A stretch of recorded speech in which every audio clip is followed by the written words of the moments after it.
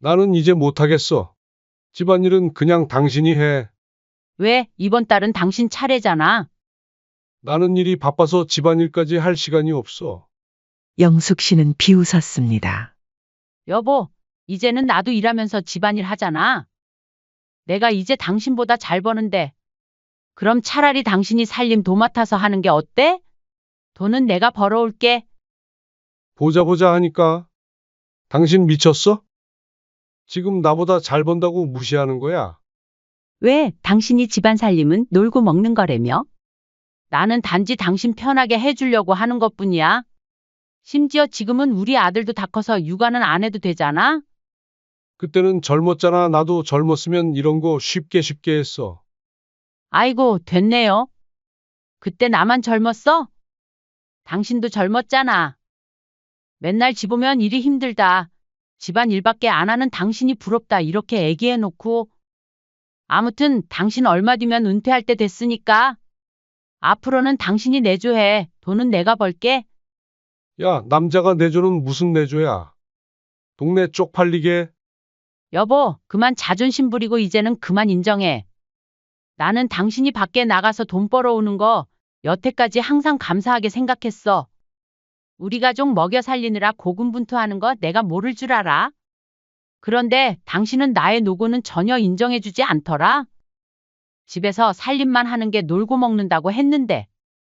지금 당신 꼴을 봐봐. 청소기 한번 돌리고 나면 지쳐서 소파에 쓰러져 있잖아. 순간 남편은 부끄러움에 아무 말도 하지 못했죠. 이번 사연의 주인공은 58세 김영숙 씨입니다. 영숙 씨는 최근 들어 살아온 인생에 관한 그리고 가족에 관한 회의감이 들었습니다. 특히나 남편의 태도에 크게 실망했고 더 이상 결혼 생활을 유지하고 싶지 않은 마음도 들었죠. 자식이 아직 결혼을 안 했기 때문에 고민은 되겠지만 그 정도로 지금과 같이 살 수는 없을 것 같은 마음이었습니다. 한때 지적 호기심이 넘치고 야망이 가득했던 영숙 씨는 대학 시절 학보사에서 기자로 활동하며 사회의 다양한 이슈를 분석하고 논평하는 일을 했었습니다. 졸업 후에는 작은 출판사에서 편집자로 일하며 기자 시험을 준비했었죠. 그러나 그런 꿈은 남편 이철용 씨를 만나면서 점차 흐려지기 시작했습니다. 영숙 씨는 창밖을 바라보며 쓴웃음을 지었습니다. 남편과의 첫 만남은 지인의 소개로 이루어졌습니다. 당시 남편은 안정적인 직장에 다니고 있었고 미래에 대한 계획도 뚜렷했습니다. 영숙 씨에게 첫인상은 매우 좋았다고 합니다. 영수가, 내가 너 하나만큼은 어떻게든 먹여 살릴 테니까 넌 집에서 편히 살면 돼. 처음에는 이런 말이 애정 어린 배려로 들렸습니다.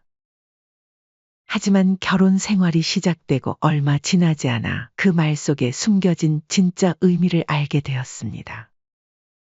영숙 씨는 연애 기간 1년 만에 결혼했습니다. 결혼 초기에는 둘 다 직장에 다니면서 함께 미래를 계획했습니다. 하지만 결혼 3개월이 지났을 때 남편의 태도가 조금씩 변하기 시작했습니다. 남편은 어느 날 저녁 영숙 씨가 회사 일로 늦게 돌아왔을 때 차가운 표정으로 말을 꺼냈습니다. 왜 이렇게 늦었어? 영숙 씨는 지친 표정으로 가방을 내려놓았습니다. 오늘 마감이라 일이 좀 많아서. 집에 와서 밥도 안 차려놓고. 내가 미리 문자 보냈잖아. 늦는다고. 그래서 뭐? 늦을 것 같으면 밥은 해놓고 나갔어야지. 남편의 목소리는 점점 높아졌습니다. 너가 회사 다니는 거 다시 생각해봐. 결혼했으면 집안일은 여자의 몫이지. 돈은 내가 벌 테니까 당신은 살림이나 하고 애나 잘 키워. 영숙 씨는 놀란 표정에서 곧 화가 난 표정으로 바뀌었습니다. 지금 농담하는 거야? 우리 결혼 전에 이런 얘기 한 적 없잖아. 나도 내 일이 있고 내 꿈이 있다고 말했잖아. 꿈 웃기지 마. 여자가 무슨 꿈이야? 집안 살림이나 똑바로 하고 말해.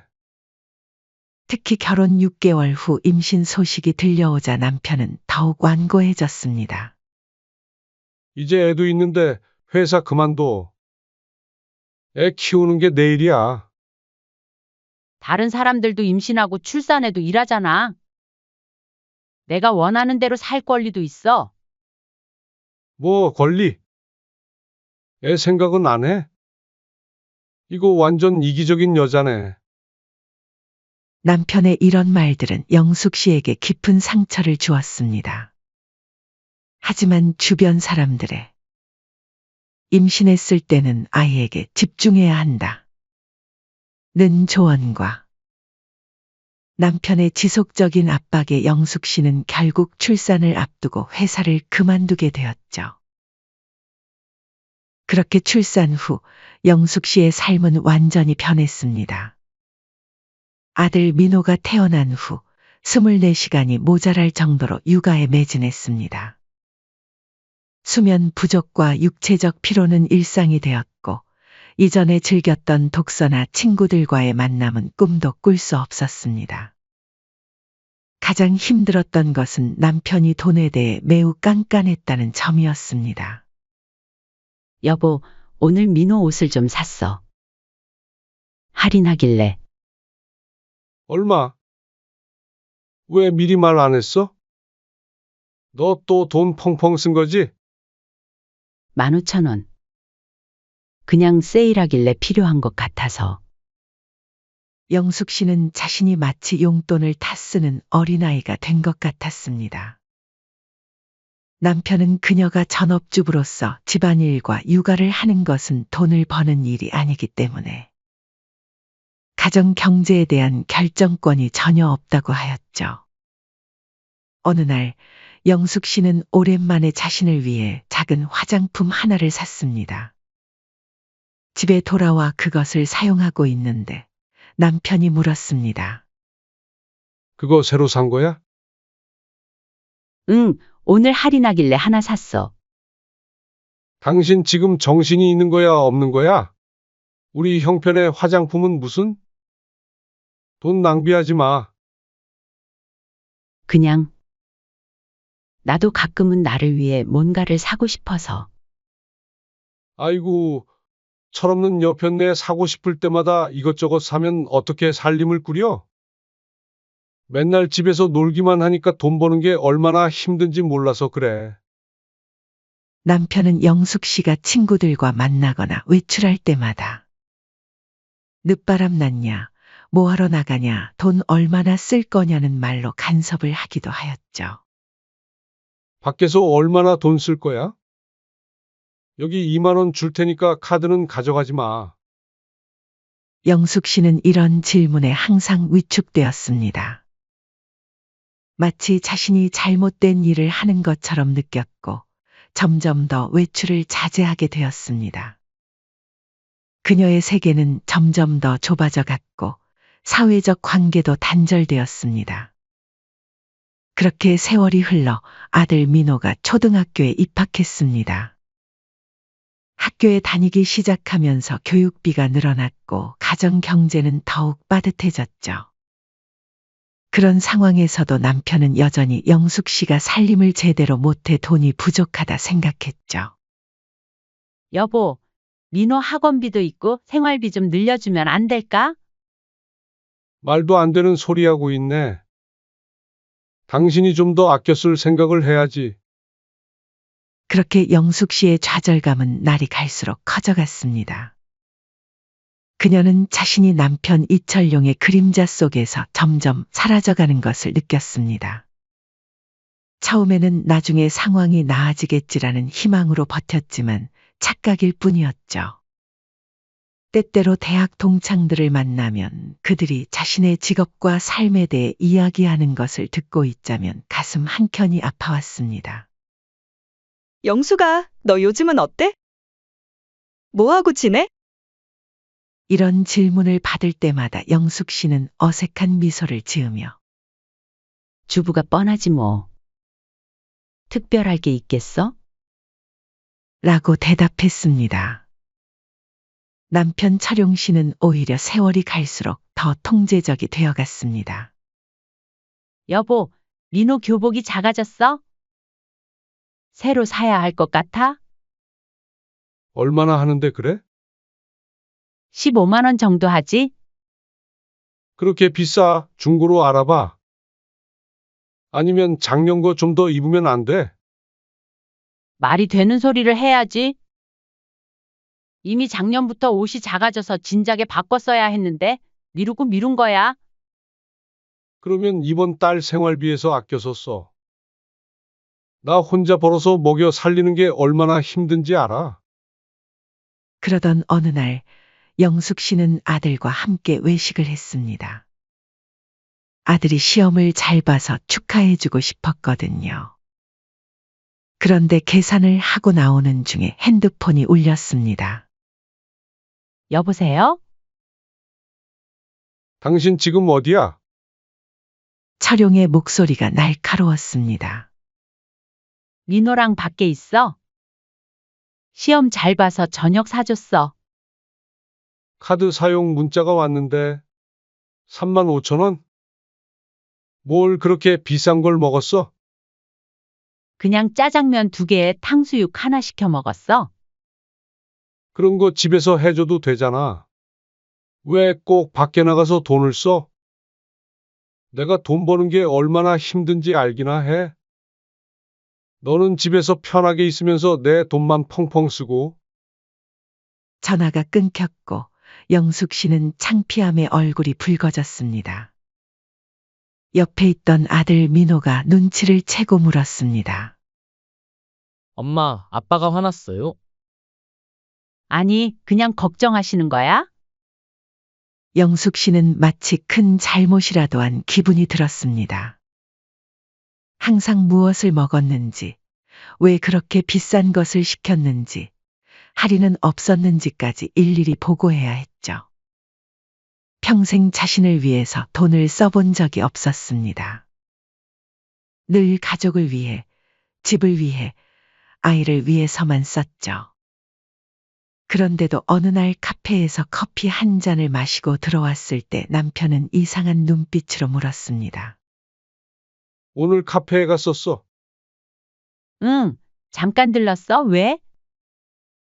4,500원짜리 커피를 마셨네. 그냥 잠깐 쉬고 싶어서. 요즘 살만한가 봐. 집에서 커피 마시면 되는 거지 밖에서 사 먹을 필요가 뭐 있어? 내가 그렇게 사치를 하니까 살림이 안 되는 거야. 영숙 씨는 어이가 없었습니다.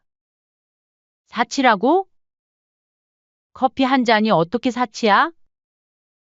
나도 가끔은 밖에서 쉬고 싶을 때가 있어. 너는 일도 안 하는데 뭐가 피곤해서 쉬어. 나 같은 사람은 하루 종일 일해도 커피숍 안 가. 너도 밖에 나가서 일해봐. 돈 버는 게 얼마나 힘든지 알게 될 거야. 나도 이래. 집안일은 일도 아니야? 너는 내가 뭘 하는지 관심도 없지? 이런 일은 처음이 아니었습니다. 예전에 오랜만에 대학 동창들을 만나서 점심을 먹었을 때도 비슷한 일이 있었죠. 2만 5천 원짜리 정도 음식값이 나왔는데 집에 돌아와서 남편에게 그 이야기를 했더니 얼굴이 불그락불그락해지면서 마치 영숙 씨를 사치하는 여자로 몰아갔죠. 정말 한심하다. 내가 벌어오는 돈으로 호의호식하면서 고마워할 줄도 모르네. 세월이 흘러 민호는 대학생이 되었고 기숙사 생활을 시작했습니다. 집에는 남편과 영숙 씨 둘만 남게 되었죠. 점점 더 정적만 감도는 집안에서 영숙은 자신의 존재감이 사라져가는 것을 느꼈습니다. 철용 씨는 퇴근 후 TV만 보거나 핸드폰만 들여다보며 대화를 거의 하지 않았습니다. 가끔씩 남편에게 힘들다는 말을 할 때는 어김없이 화를 냈죠. 집안일이 뭐가 그렇게 힘들어? 그냥 밥 차리고 빨래하고 청소하면 되는 거 아냐? 요즘은 빨래도 세탁기가 해주고 청소도 청소기가 알아서 해주는데 내가 너였으면 남편한테 매일 절하면서 지냈을 거야. 당신은 집안일에 대해서 몰라도 너무 몰라. 하루 종일 집안일에도 끝이 없어. 그리고 당신은 퇴근하면 쉬지만 나는 24시간 일해. 웃기지 마. 내가 뭘 안다고 그런 소리를 해? 밖에 나가서 돈 벌어봐. 그때 가서 누가 더 힘든지 알게 될 거야. 이뿐만이 아니었죠. 어느 날은 평소처럼 남편의 저녁을 차려주고 기다리고 있었는데 남편이 퇴근하고 들어오자마자 식탁에 앉아 밥을 한 숟가락 떠먹더니 인상을 찌푸렸습니다. 오늘 반찬이 이게 뭐야? 맛이 없네. 영숙 씨는 그 말에 가슴이 철렁 내려앉았습니다. 30년 동안 매일 차려준 밥상인데 고맙다는 말 한마디 없이 항상 불평만 했습니다. 맛이 없다고. 평소와 똑같이 했는데? 아니, 뭔가 싱겁고. 국이라도 좀 다시 끓여봐. 간도 제대로 못 맞추나? 남편은 TV를 보며 밥을 먹었고 영숙 씨는 묵묵히 그를 바라봤습니다. 항상 그녀의 노력은 당연한 것이고 칭찬은 없고 불만만 가득했습니다. 영숙 씨의 불만과 좌절감은 이제 거의 폭발 직전이었습니다. 자신의 인생이 이렇게 끝나버릴 것인가 하는 두려움이 엄습했죠. 그날 밤 영숙 씨는 잠을 이루지 못했습니다. 창밖을 바라보며 그녀는 지난 30년의 삶을 돌아봤습니다. 자신의 꿈과 야망을 포기하고 가정을 위해 헌신했던 시간들. 하지만 그 대가로 받은 것은 무시와 통제 그리고 끝없는 불평뿐이었습니다. 이대로는 안 되겠어. 이렇게 살다가는 정말 내 인생이 끝나버릴 거야. 아침이 밝았습니다. 평소처럼 영숙은 일찍 일어나 아침 식사를 준비했습니다. 하지만 오늘은 무언가 달랐습니다. 그녀의 눈빛에는 결연한 의지가 담겨 있었습니다. 차룡이 식탁에 앉자 영숙은 그의 앞에 밥과 반찬을 차려놓고 자신도 마주 앉았습니다. 평소와 달리 그녀는 남편을 똑바로 쳐다봤습니다. 여보, 우리 얘기 좀 해야겠어? 중요한 얘기야. 차룡은 놀란 듯 고개를 들었습니다. 평소의 아침 식사 시간에는 거의 대화를 하지 않았기 때문입니다. 무슨 얘기? 나도 이제 일을 할 거야. 뭐? 당신은 항상 내가 집에서 놀면서 돈만 쓴다고 했지? 그래, 당신 말대로 내가 밖에 나가서 돈을 벌어볼게. 얼마나 힘든지 내가 직접 경험해 볼게. 남편은 어이없다는 듯 웃었습니다. 갑자기 무슨 소리야? 당신이 무슨 일을 한다고 그래? 예전에 내가 출판사에서 일했잖아. 그 경험을 살려서 일자리를 구할 거야. 맨날 집에만 있으니까 현실 감각이 떨어졌나 본데. 30년 전 일이 지금 어디서 써먹혀? 현실적으로 생각해봐. 나 대학 선배가 일자리 추천해준다 했어. 해보면 알겠지? 그리고 내가 일을 시작하면 집안일은 우리가 한 달씩 번갈아 가면서 하는 걸로 하자. 뭐, 말도 안 돼. 집안일은 여자가 해야지. 아이고, 그런 시대는 지났네요. 이제 그런 말 통하지 않아. 당신은 항상 내가 집에서 논다고 했지? 그럼 집안일이 얼마나 쉬운지 당신이 직접 해봐. 나도 돈 벌어올 테니까. 남편은 말문이 막혔습니다. 30년 동안 한 번도 이렇게 강하게 자신의 의견을 주장하는 아내의 모습은 처음이었습니다. 도대체 무슨 바람이 분 거야? 갑자기? 당신 눈에는 갑자기 인 것 같지? 나는 30년 동안 참아온 거야. 당신 말대로 집안일이 그렇게 쉬우면 나도 나가서 일할 테니까 집안일은 번갈아 가면서 하자고. 그렇게 되면 우리 수입도 늘어나서 좋지 않아? 그날부터 영숙 씨는 적극적으로 일자리 준비를 하기 시작했죠. 그리고 마침내 그녀는 대학 선배의 추천으로 지역 출판사에서 파트타임 교정 일을 구했습니다. 급여는 많지 않았지만 그녀에게는 큰 의미가 있는 첫걸음이었습니다. 나 다음 주부터 일 나갈 거야. 그렇게 알고 있어. 저녁 식사 시간에 영숙 씨가 말했습니다. 남편은 믿기지 않는다는 듯 그녀를 쳐다봤습니다. 마음대로 해봐. 당신 같은 사람을 써주는 회사 뻔하지. 지역 출판사야. 교정 일을 하게 됐어. 다음 주부터 시작해. 그래서 얼마나 받는데? 처음이니까 많진 않아. 하지만 경험을 쌓으면 급여도 올라갈 거야. 참나, 그 돈으로 뭘 할 수 있다고? 마음껏 해보세요. 돈 버는 게 얼마나 어려운데. 남편은 비웃었지만 영숙 씨는 개의치 않았습니다. 그녀에게는 이미 계획이 있었습니다. 그리고 약속대로 한 달 뒤부터는 당신이 집안일을 맡아. 이번 달까지는 내가 할 테니까 앞으로는 한 달씩 번갈아 가면서 하자. 뭐, 아직도 그 얘기를 하는 거야? 당연하지. 내가 밖에서 일하면 누가 집안일을 하겠어? 당신도 항상 그렇게 말했잖아. 내가 밖에서 일하는데 집안일까지 하는 건 불가능하다고. 남편은 억지로 수긍했습니다. 어차피 아내가 벌어올 돈은 얼마 안 될 거라고 생각했고 금방 지쳐서 그만둘 거라고 믿었기 때문입니다. 영숙 씨의 첫 출근 날 그녀는 설렘과 긴장으로 가득 찼습니다. 오랜만에 사회생활을 하는 것이 낯설었지만 동시에 자유로운 느낌이었습니다. 출판사에서 그녀는 자신의 능력을 인정받았고 점차 더 많은 일을 맡게 되었습니다. 한 달이 지나고 약속대로 집안일은 남편의 차례가 되었습니다. 하지만 그는 전혀 준비가 되어 있지 않았습니다. 여보, 오늘부터 당신이 집안일을 하는 거 잊지 않았지? 아침에 출근 준비를 하며 영숙 씨가 말했습니다. 알았어, 알았어 하면 되잖아.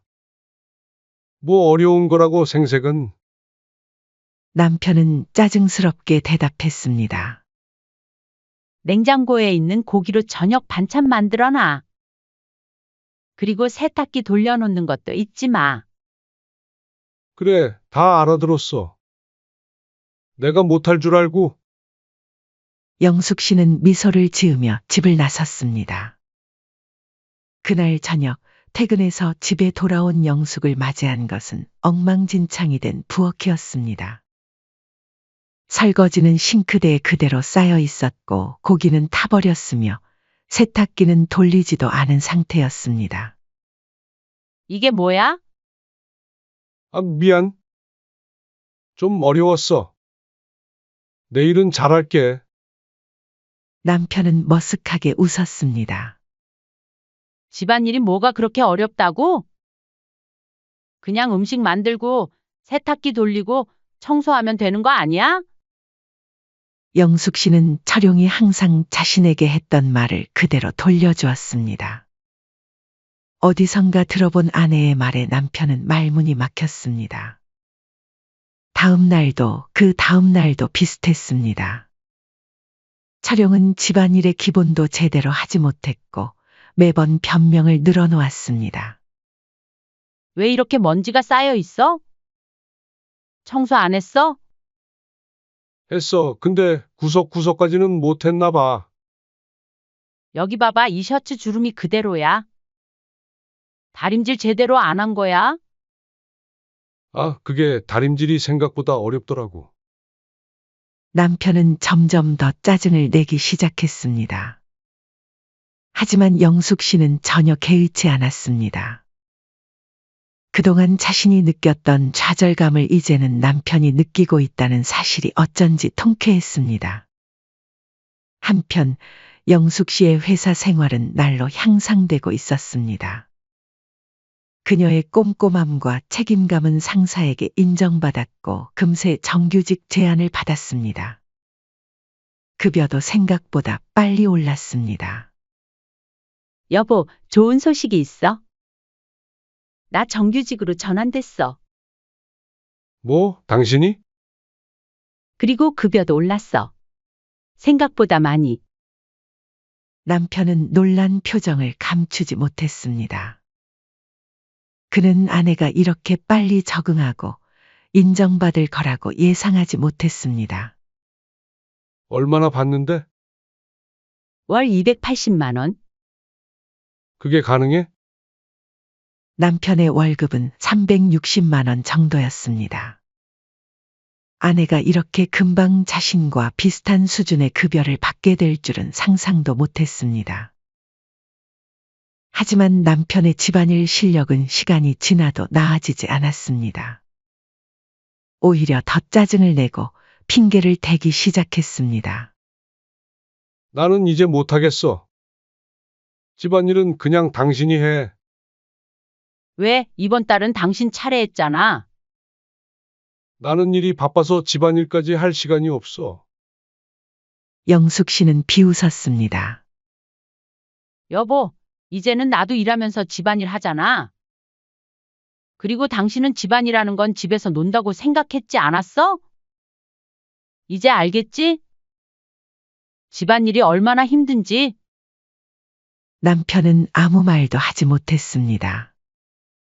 그동안 자신이 얼마나 아내를 무시하고 있었는지를 조금씩 깨닫기 시작했습니다. 영숙 씨의 성공은 거기서 그치지 않았습니다. 그녀의 편집 실력은 업계에서 인정받았고 6개월 만에 다른 큰 출판사로부터 스카우트 제안을 받았습니다. 급여는 무려 400만 원. 남편보다 더 많은 액수였습니다. 여보, 나 이직해. 그럼 그렇지 잘렸어? 어디로 가는데? 아니야, 스카우트 제의 받아서 더 큰 출판사로 가는 거야. 급여도 많이 올라. 얼마 정도 받는데? 400만 원. 성과급까지 하면 더 받을 수 있고. 내가 젊은 애들에 비해 뒤처지진 않나 봐? 다행이지 뭐야? 남편의 얼굴이 하얗게 변했습니다. 그는 아내가 자신보다 더 많은 돈을 벌게 될 줄은 꿈에도 생각하지 못했습니다.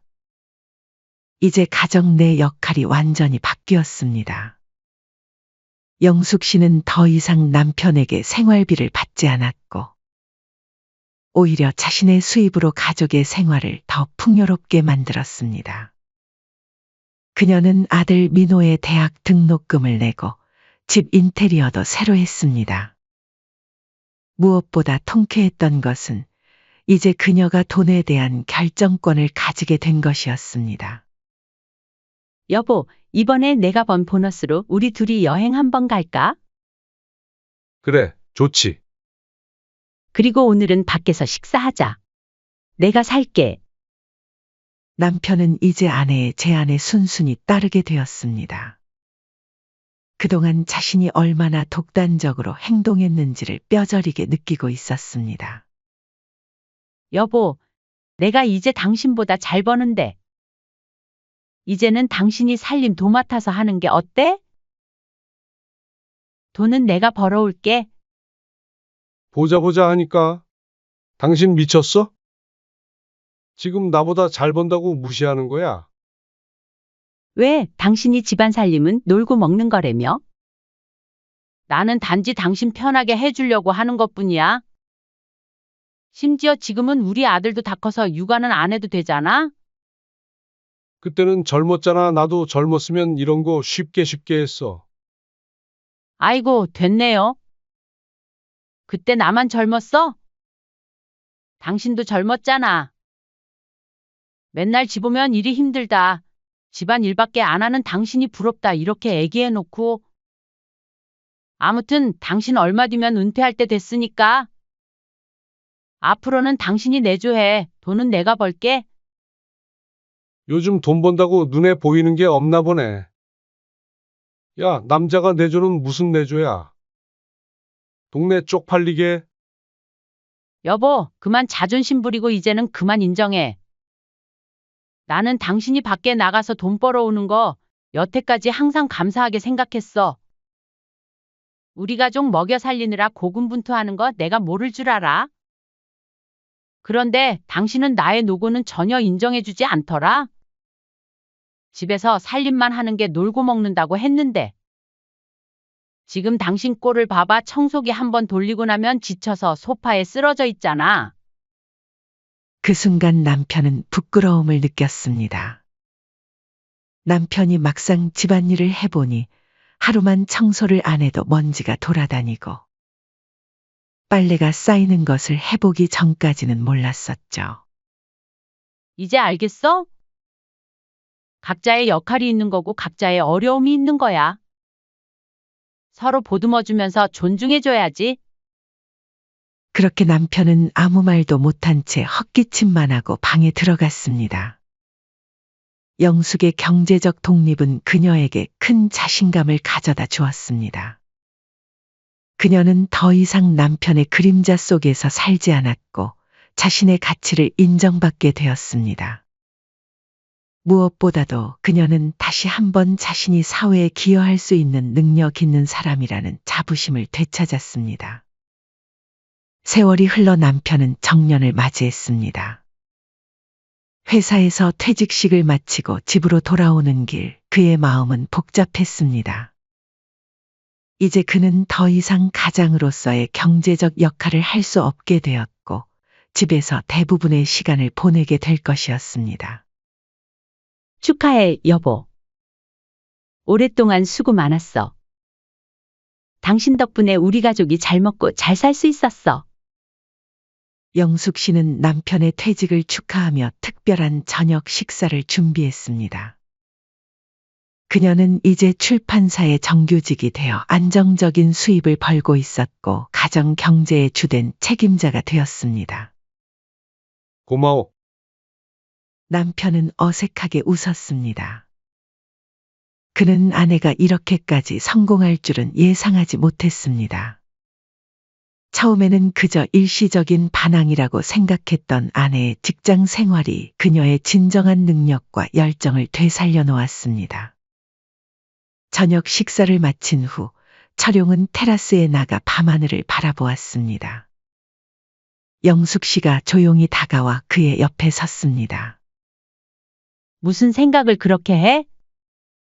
그냥 지난 시간들을 돌아보고 있었어. 남편은 깊은 한숨을 내쉬었습니다. 미안해, 영수가. 뭐가? 그동안 널 무시하고 내 가치를 인정하지 않았던 것. 내가 집안일만 하는 동안 난 그게 얼마나 힘든 일인지 몰랐어. 그리고 내가 얼마나 능력 있는 사람인지도 알지 못했고. 영숙 씨는 잠시 말없이 남편을 바라보았습니다. 알게 되어서 다행이야. 늦었지만 이제 내가 집안일을 맡을게. 너는 일에 집중해. 남편은 진심으로 말했습니다. 그는 이제야 그동안 자신이 얼마나 독단적이고 이기적이었는지 깨달았고 그것을 바로잡고 싶었습니다. 다음 날부터 남편은 집안일을 맡아 했습니다.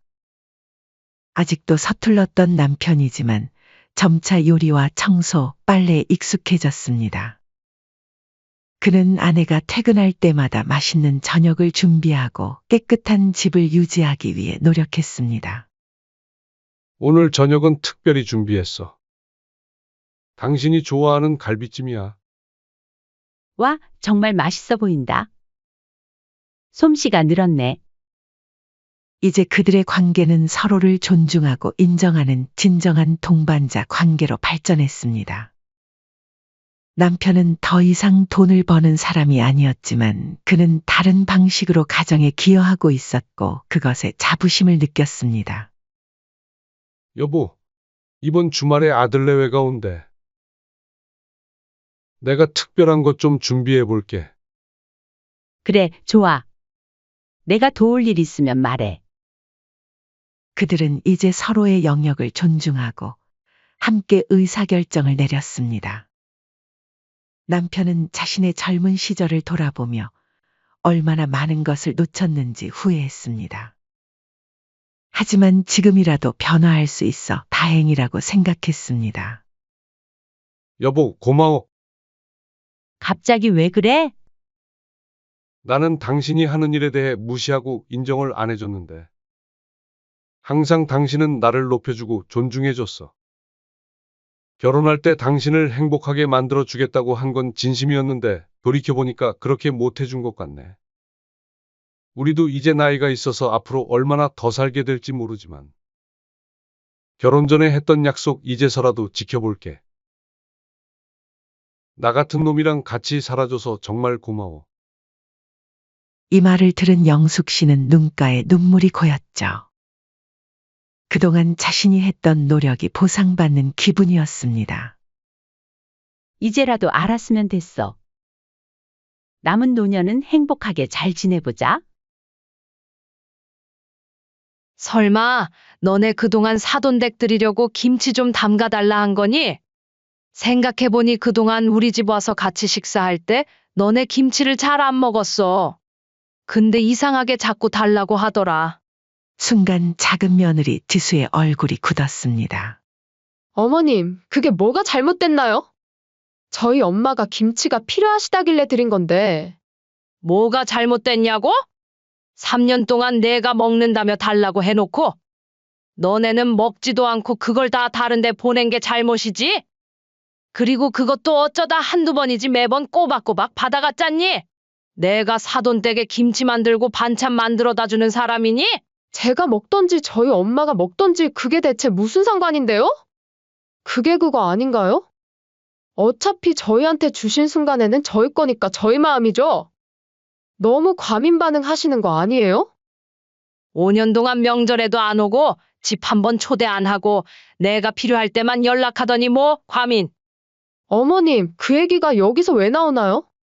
그리고 저희가 얼마나 바빴는지 아세요?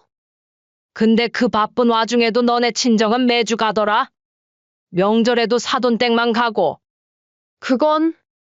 그건 제 가족이잖아요. 그럼 나는 가족 아니니? 어머니는 저한테는 남이죠. 당연한 거 아닌가요? 이제 내 마음 똑바로 알겠다. 나는 그저 김치 받아가는 이웃집이었던 거지? 아니면 손주 봐주는 무료 가사 도우미?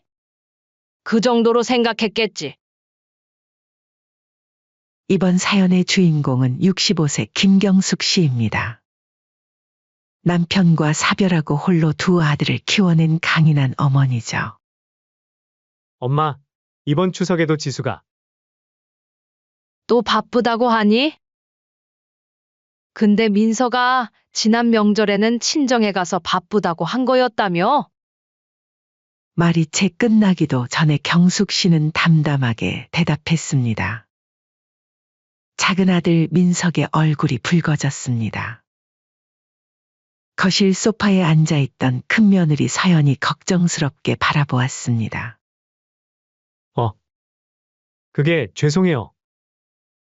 괜찮아. 내 마누라가 친정 가는 게 당연하지. 다만 이런 식으로 거짓말하면서까지 시댁을 피하는 건 좀 문제가 있지 않니? 경숙 씨의 목소리는 부드러웠지만 그 속에 담긴 메시지는 분명했습니다.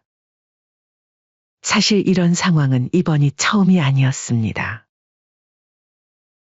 작은 며느리 지수는 결혼 초부터 미묘한 태도를 보여왔습니다. 결혼식을 치르고 얼마 되지 않았을 때였습니다.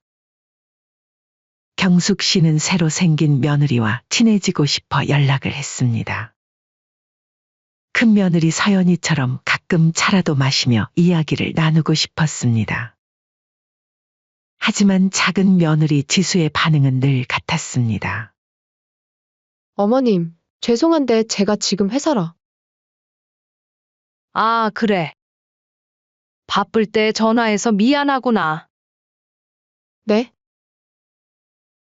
다음에 시간 될 때 연락드릴게요. 하지만 그 다음은 결코 오지 않았습니다. 오히려 시간이 갈수록 연락은 더 뜸해졌고 얼굴 보기는 더욱 힘들어졌습니다. 서연아, 너는 어떻게 생각하니?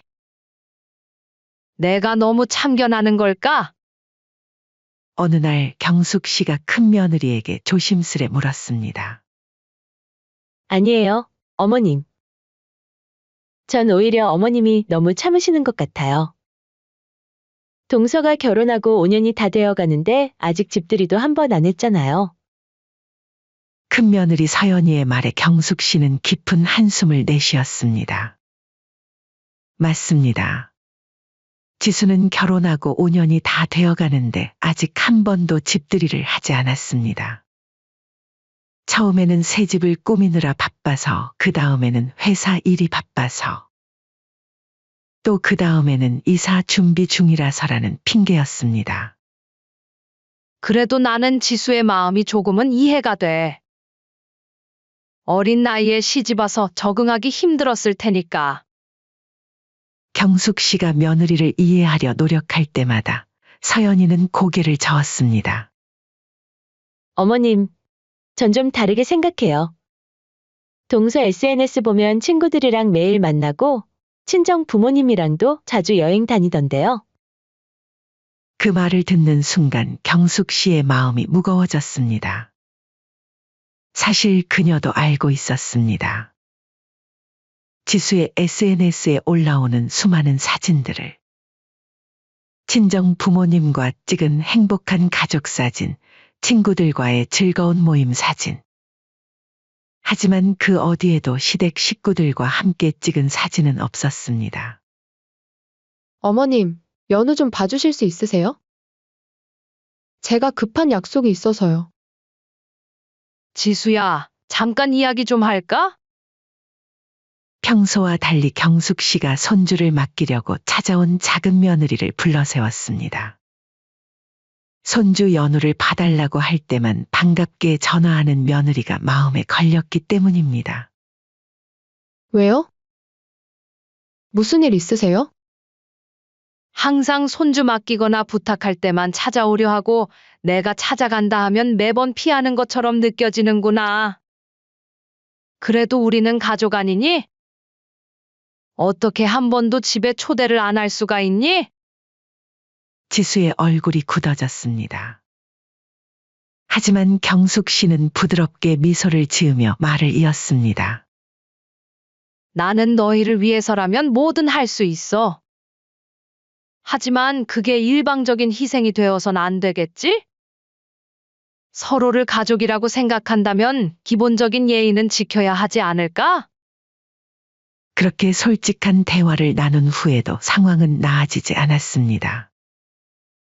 오히려 지수는 더욱 시댁을 멀리했고 그런 작은 며느리의 영향을 받아서인지 작은 아들 민석이의 태도도 조금씩 달라지기 시작했습니다. 민서가, 엄마가 요새 허리가 좀 아픈데 엄마 병원 가봐야 하는 거 아니에요? 그래서 내가 시간 되면 좀 같이 가줄 수 있을까? 죄송해요, 엄마. 제가 오늘 중요한 미팅이 있어서. 미팅? 어제는 등산 간다고 하지 않았니? 거짓말을 해도 좀 성의껏 하거라. 거짓말하는 아들의 모습에 경숙 씨의 마음이 아팠습니다. 거짓말하는 것보다는 가기 싫다고 하는 게 낫지 않겠니? 나도 너희 나이 때는 바빴어. 아니, 더 바빴지. 너네 둘 혼자 키우느라. 그래서 나도 너네가 정신없고 바쁜 거 누구보다 이해한다. 하지만 적어도 우리 사이에 거짓말은 하지 말자. 경숙 씨의 말에 민석은 아무 말도 하지 못했습니다. 그저 고개를 숙인 채 서 있을 뿐이었습니다. 그 모습을 보며 경숙 씨는 마음 한켠이 쓰라렸습니다. 아들의 변화가 안타까웠기 때문입니다. 반면 큰아들 희원과 며느리 서연이는 달랐습니다. 바쁜 와중에도 주말이면 종종 들러 안부를 물었고 명절이나 가족 행사도 빠짐없이 참석했습니다. 특히 큰 며느리는 친정에 가는 것만큼이나 시댁에도 자주 들렀습니다. 어머님, 제가 만든 거긴 한데. 한번 드셔보세요. 이번에 저희 엄마가 해달라 해서 만들었는데 어머니 거랑 같이 만들었어요. 아이고, 뭘 이런 걸 다 했어. 가만히 있어봐. 나도 이번에 반찬 만든 거 있는데 가는 길에 가져가거라. 서연이 정성스레 만든 반찬을 들고 올 때면 경숙 씨는 마음이 따뜻해졌습니다. 큰 며느리의 이런 모습을 보며 작은 며느리는 어떤 생각을 할까 궁금해지기도 했습니다. 시간이 흐를수록 두 가정의 차이는 더욱 선명해졌습니다.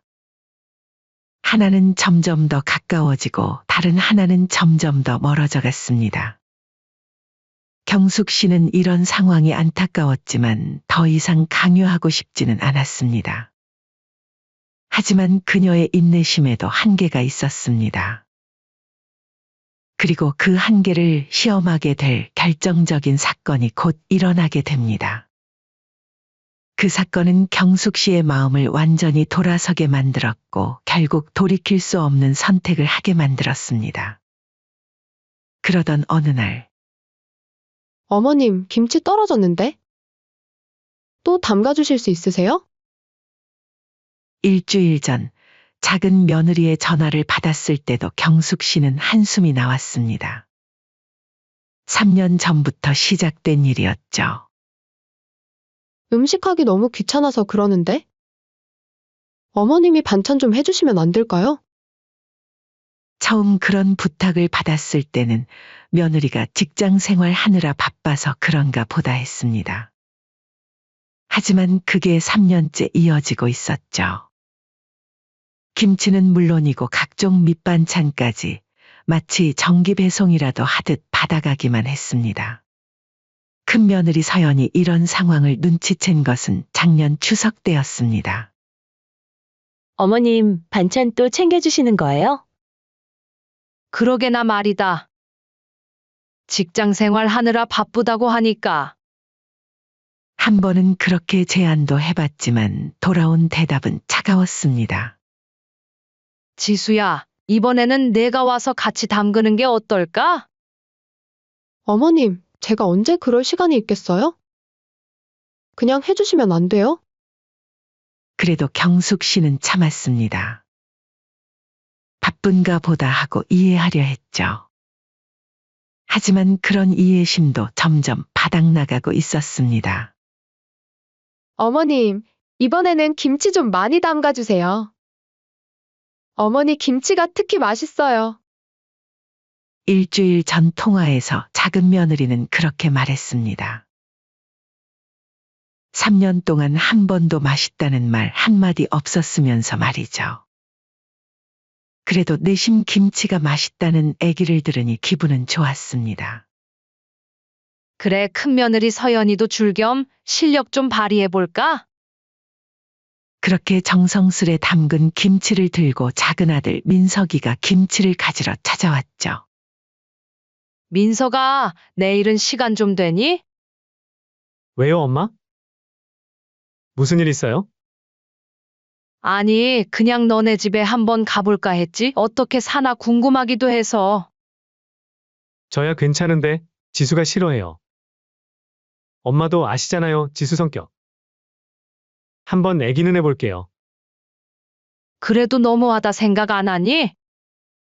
5년 동안 한 번도 못 갔다는 게? 알겠어요. 그럼 일단 내일 오세요. 제가 알아서 애기할게요. 그렇게 5년 만에 처음으로 작은 아들의 집에 찾아가게 되었습니다. 그것도 마지못해 이루어진 방문이었죠. 하지만 작은 아들 집에서 곧 충격적인 일을 겪게 되었죠. 어머님 오셨어요? 현관문을 여는 지수의 목소리는 반갑지 않아 보였습니다. 그래, 처음 와보는 거라 과일이라도 사왔다. 네, 저기 두시면 돼요. 그리고 어머니 잠깐 연우 좀 봐주세요. 여기까지 와서 또 손주를 보라고. 잠깐만 부탁드려요. 할 일이 좀 있어서 그래요. 곧 이어 손주가 반겼습니다. 할머니, 보고 싶었어요. 그래, 우리 강아지 잘 있었어? 밥은 먹었니? 할머니가 우리 연우 좋아하는 김치볶음밥 해줄까? 할머니 최고.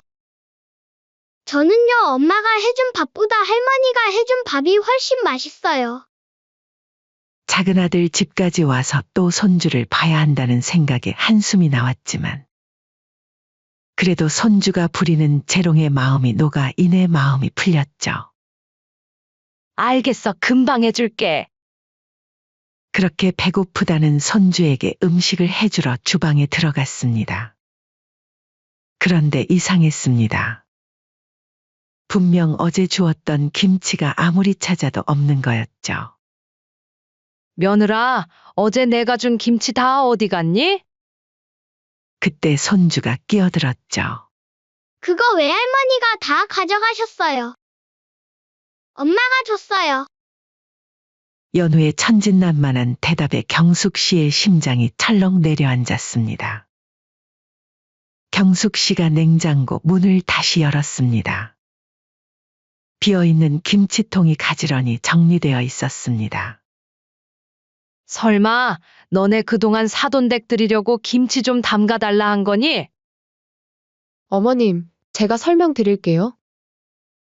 작은 며느리 지수가 말을 꺼내려 했지만 경숙 씨가 손을 들어 제지했습니다. 생각해보니 그동안 우리 집 와서 같이 식사할 때 너네 김치를 잘 안 먹었어. 근데 이상하게 자꾸 달라고 하더라. 어머님, 그게 제 말 좀 들어보세요. 뭔가 이상하다 했어.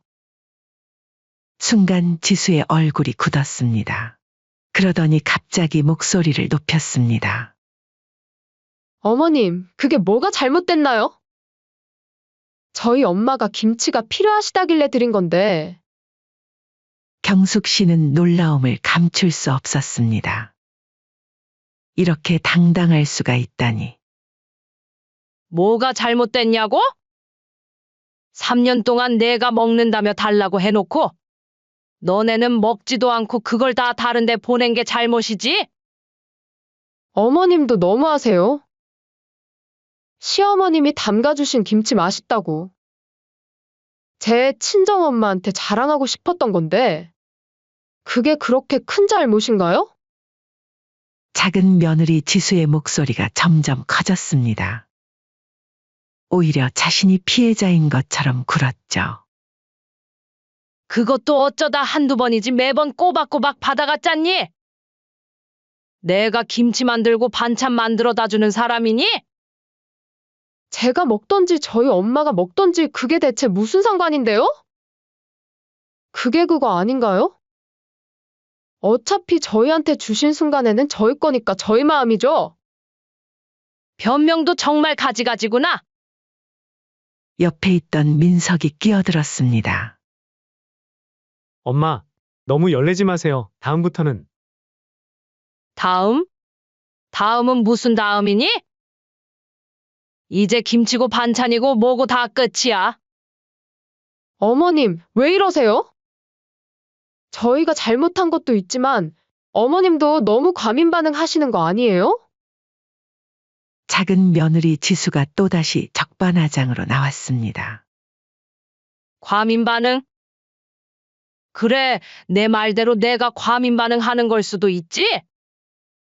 5년 동안 명절에도 안 오고 집 한 번 초대 안 하고 내가 필요할 때만 연락하더니 이제는 내 정성을 이렇게 헌신짝처럼 내던지는데도 과민 반응이라고. 어머님, 그 얘기가 여기서 왜 나오나요? 그리고 저희가 얼마나 바빴는지 아세요? 근데 그 바쁜 와중에도 너네 친정은 매주 가더라. 명절에도 사돈댁만 가고. 그게 다 바빠서 그런 거야? 작은 며느리의 얼굴이 붉어졌습니다. 그건 제 가족이잖아요. 그럼 나는 가족 아니니? 어머니는 저한테는 남이죠. 당연한 거 아닌가요?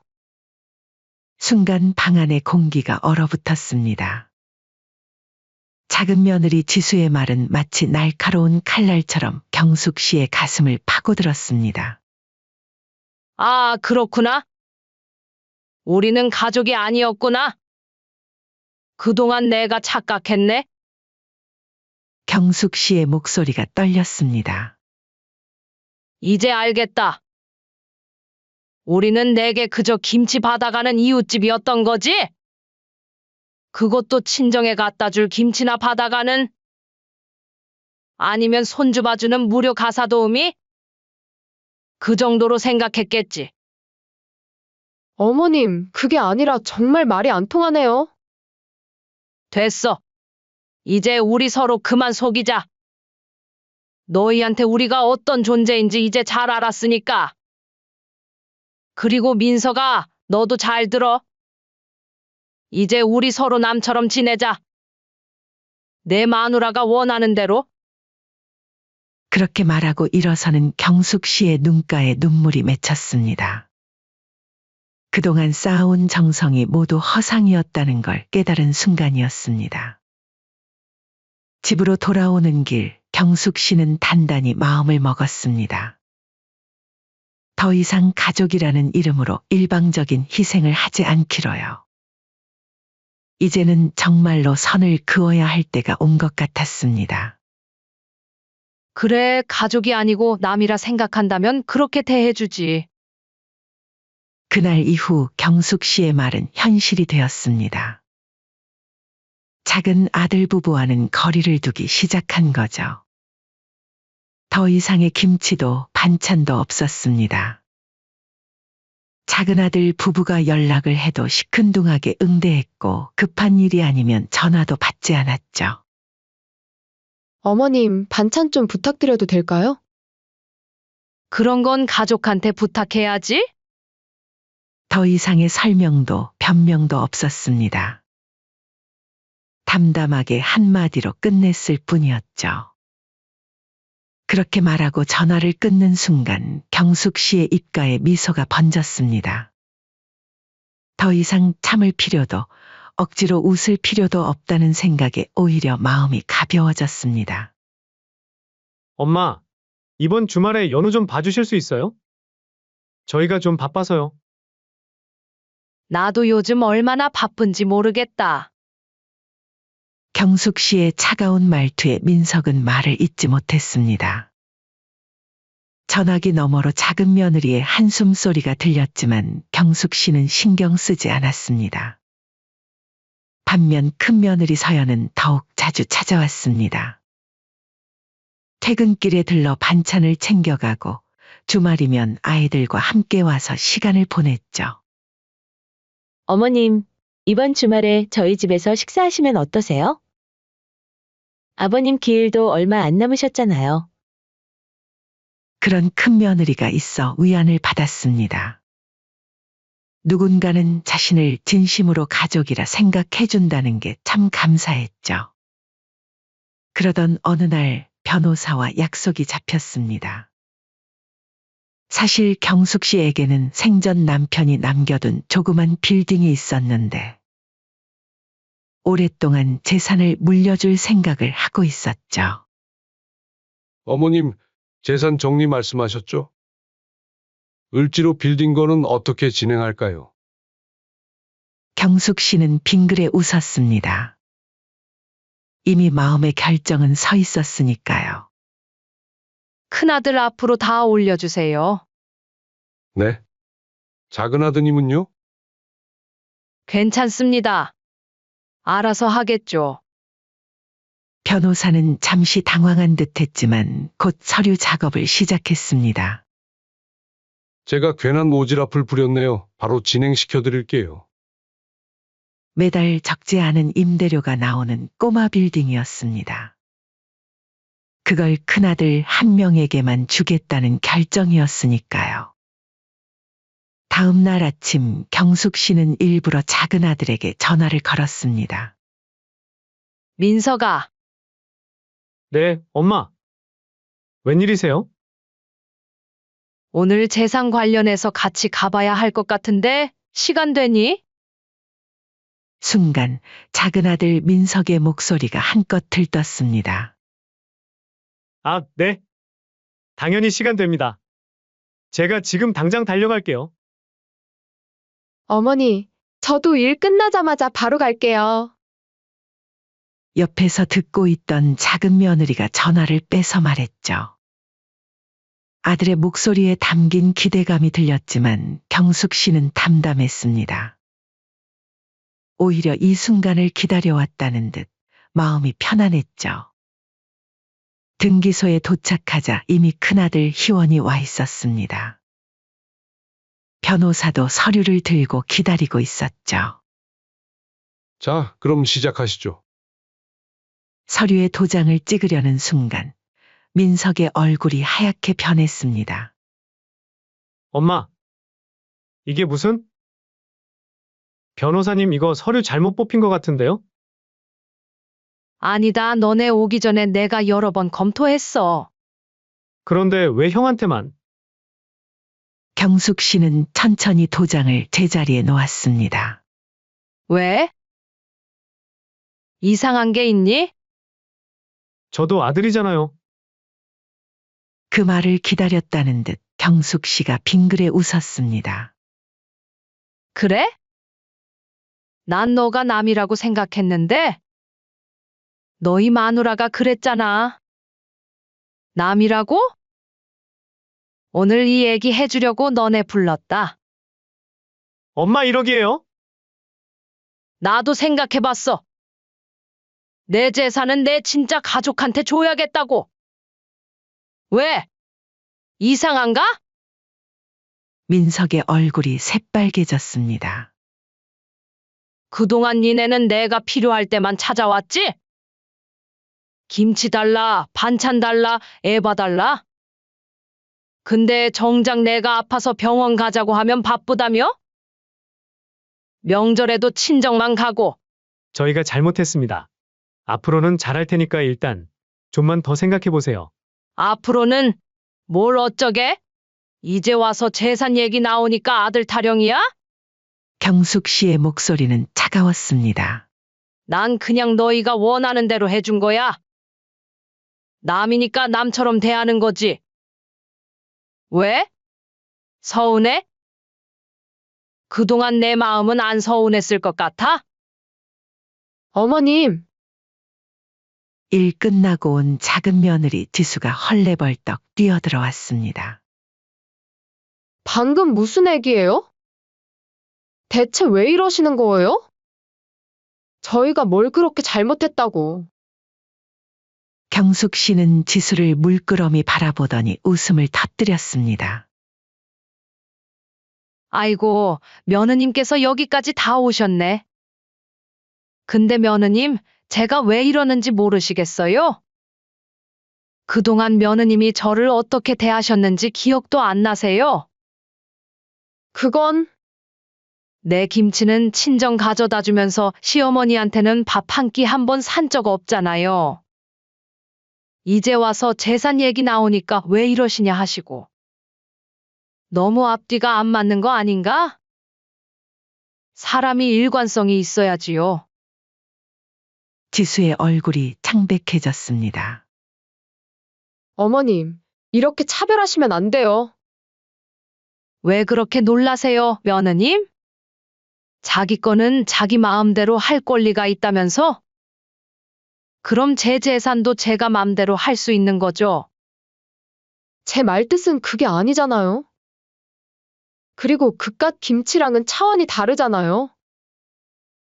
그게 아니면 뭐예요? 3년 동안 제 김치는 친정 효도용으로 쓰더니 이제 와서 재산 얘기 나오니까 말을 싹 바꾸네? 아주 대단하십니다. 경숙 씨의 목소리에는 그동안 참아왔던 모든 서운함이 담겨 있었습니다. 이제 그만하죠. 서류 정리도 다 됐으니 전 이만 가볼게요. 아, 그리고 앞으로도 김치랑 반찬은 친정어머님께 부탁하세요. 남한테 부탁하면 민망하잖아요? 등기소를 나서는 경숙 씨의 발걸음은 무척이나 가벼웠습니다. 뒤에서 민석과 지수가 뭐라고 외치는 소리가 들렸지만 더 이상 그녀의 마음을 흔들 수는 없었습니다. 차에 오르면서 경숙 씨는 하늘을 바라봤습니다. 새파란 가을 하늘 아래 경숙 씨의 마음은 그 어느 때보다 맑았습니다. 이제야 진짜로 선을 그을 수 있게 된 것 같아서요. 큰 아들 희원이 다가와 어깨를 감쌌습니다. 엄마 괜찮으세요? 응, 이제 정말 괜찮아. 그리고 정말로 괜찮았습니다. 더 이상 거짓된 관계로 가슴앓이를 하지 않아도 된다는 생각에 마음이 한결 가벼워졌으니까요. 빌딩 증여가 끝난 후 작은 아들 부부의 태도는 180도 달라졌습니다. 적어도 경숙 씨에게는 말이죠. 어머님, 저희가 잘못했어요. 한 번만 기회를 주세요. 매일같이 찾아와 무릎을 꿇는 작은 아들 부부였지만 경숙 씨의 마음은 이미 돌아선 뒤였습니다. 기회를 달라니? 이제 와서 그러니 웃기지도 않는구나. 평소에는 남이라 하더니 갑자기? 제가 입이 10개라도 할 말이 없지만 앞으로는 달라질게요. 정말 잘할게요. 하지만 경숙 씨는 더 이상 믿지 않았습니다. 작은 며느리의 눈물이 진심이 아님을 알았기 때문입니다. 어머님, 제발요. 이제 그만해. 재산 때문에 이러는 거잖아. 아니에요. 진짜 잘못했어요. 당신도 빨리 와서 빌어요. 뭘 구경만 하고 있어요? 엄마, 저 잘못했어요. 제발 한 번만. 민서가 이제 그만하자. 시간 낭비야. 엄마. 전 엄마 아들이잖아요. 경숙 씨의 냉담한 반응에 작은 아들 부부는 점점 초조해졌습니다. 그리고 며칠 후 그들은 큰아들 부부의 집에 찾아갔습니다. 형! 이게 말이 되는 거야? 작은 아들 민석이 문을 박차고 들어오자 큰아들 희원은 놀란 듯 동생을 바라봤습니다. 뭐가? 말이 안 되는데?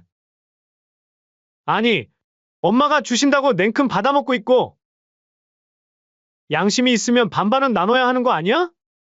내 말이 틀려? 희원은 잠시 동생을 바라보다 피식 웃었습니다. 지금 너가 하고 있는 행동을 보니 아직도 뭐가 문제인지 모르는구나? 그때 작은 며느리도 가세했습니다. 이렇게 욕심 부리시면 안 되죠. 저희도 가족이잖아요. 이건 너무하잖아요. 집에 긴장감이 감돌았습니다. 큰아들은 천천히 자리에서 일어났습니다. 그래, 나도 반반 나눌 수 있어. 근데 그러려면 너희가 먼저 할 일이 있지 않을까? 엄마한테 진정으로 잘해. 그동안처럼 재산 때문이 아니라 진짜 아들이고 며느리라면 그렇게 해야 할 거 아니야? 작은 아들 부부는 말문이 막혔습니다. 엄마 마음 돌리면 돼. 나는 얼마든지 나눌 수 있어. 그게 먼저야. 이렇게 와서 따지기 전에 그동안 너희가 엄마를 어떻게 대했는지 생각해봐. 작은 며느리가 발끈했습니다. 뭐라고요? 우리 보고 구걸하라는 거예요? 구걸!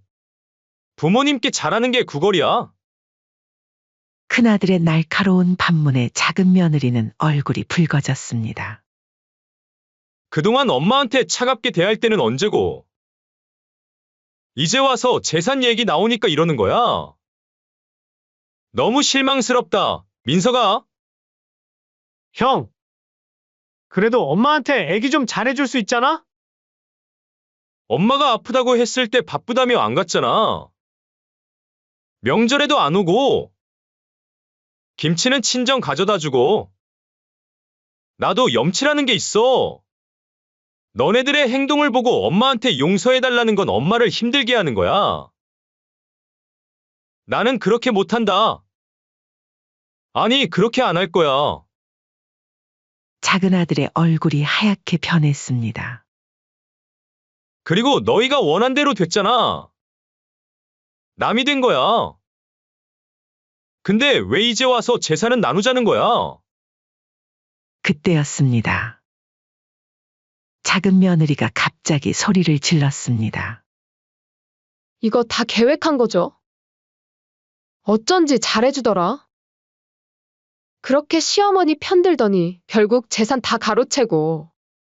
이게 말이 돼요? 큰아들은 쓴웃음을 지었습니다. 그렇게 생각하고 싶으면 그렇게 생각해요. 그리고 재산만 얘기하지 말고 진정성 있게 엄마한테 잘해봐. 그게 먼저야. 다시 한번 말하지만 엄마가 나누라고 하면 나는 얼마든지 나눌 수 있어. 그 말 진짜지? 무르기 없기야. 당연하지. 난 엄마가 행복하셨으면 좋겠어. 재산보다 그게 더 중요하니까. 작은 아들은 입을 다물었습니다. 형의 말이 맞았기 때문입니다. 그리고 이건 형으로서 안타까운 마음에 말하는 건데, 이번 기회에 그동안 엄마한테 어떻게 했는지 돌아보도록 해. 재산 때문에 이러는 거 보기 좋지 않아. 그 말을 끝으로 작은 아들은 큰아들 집을 나갔습니다. 그날 이후로 작은 아들 부부는 몇 번 경숙 씨에게 찾아오는가 싶더니 그마저도 몇 달을 못 갔죠. 창밖으로 늦가을에 햇살이 따뜻하게 비쳤습니다. 경숙 씨는 생각했습니다. 이제야 정말 편안하다고. 가족은 마음으로 이어지는 것. 그 사실을 이제야 제대로 깨달은 것 같았습니다. 사돈, 솔직히 갈비찜 몇 번 안 해보셨죠? 간은 세고 고기는 질기고. 그때였습니다. 남씨는 식탁에 숟가락을 탁 하고 내려놓고 사돈을 바라봤습니다. 더는 참을 수 없다는 생각이 들었죠. 사돈, 참 대단하시네요. 네? 왜 갑자기? 지금 내 앞에서도 이렇게 무례하신데 우리 지연이가 시댁에서 어떤 대접을 받았을지 뻔히 보이네요. 순간 사돈의 얼굴이 굳어졌습니다. 딸 지연이와 사위도 놀란 듯 젓가락질을 멈췄죠. 식탁 위로 무거운 정적이 내려앉았습니다. 아니, 갑자기 무슨 말이에요? 내가 며느리한테 얼마나 잘해줬는데. 나만큼 잘하는 사람이 어디 있다고 그래요. 밥 한 끼 제대로 못하는 애를 데려다가 이만큼이나 가르쳐서 사람 만들었는데. 뭐라고요? 종처럼 부려먹으셨으면서 잘해주셨다고요? 남씨의 목소리가 한 톤 높아졌습니다. 그럼요. 맨 처음에 지연이가 시집 왔을 때 얼마나 미숙했는데요. 원래 살림 배울 때 고생하는 법이에요. 사돈은 마치 자신이 대단한 은혜라도 베풀어 준 것처럼 목소리를 높였습니다. 남씨는 헛웃음이 나왔습니다. 참았다고요? 대체 누가 참은 건데요? 이번 사연의 주인공은 63세 남경숙 씨입니다. 평범한 일상 속에서 찾아온 특별한 날, 그녀는 딸의 생일을 맞아 분주히 움직이고 있었죠. 하지만 그날은 단순한 축하의 자리가 아닌 오랫동안 쌓아온 인내가 무너지는 순간이 되고 말았습니다. 남씨는 딸의 생일을 위해 새벽부터 준비를 시작했습니다. 전날 장을 보면서 딸아이가 좋아하는 재료들을 하나하나 고르던 기억이 떠올랐죠. 미역국에 넣을 조갯살도 가장 싱싱한 걸로 골랐고 갈비찜에 쓸 고기도 기왕이면 좋은 걸로 샀습니다. 우리 지연이 입맛은 아직도 그대로네. 남씨는 방금 썰어놓은 당근을 보며 웃음을 지었습니다. 지연이가 어렸을 때는 당근을 얼마나 싫어했었는지 잡채에서 하나하나 골라내던 모습이 떠올랐죠. 어린 시절에는 지연아, 당근 안 먹으면 토끼처럼 예쁜 눈을 가질 수 없어. 라고 달래가며 먹였던 기억도 났습니다. 그런데 이제는 제법 맛있게 먹는다며 오히려 더 넣어달라고 할 정도로 변했습니다. 딸이 결혼한 지 얼마 되지 않았을 때였습니다. 퇴근 후 집에 들른 지연이가 어머니를 붙잡고 한참을 이야기를 나누더니 조심스레 입을 열었죠. 그날의 대화가 후에 이어질 복잡한 관계의 시작이 될 줄은 그때는 몰랐습니다. 엄마, 그게 시어머니가 요즘 많이 힘들어하세요. 평소 밝은 목소리로 이야기하던 딸의 표정이 왠지 무거워 보여 걱정스러운 마음에 물었습니다. 왜? 무슨 일 있니? 요즘 장사가 너무 안 된대요. 월세도 너무 비싸고 가게 문 닫아야 할지도 모른다고 하시는데. 딸의 목소리에는 안타까움이 가득했습니다. 지연이는 원래 마음이 여린 아이였죠.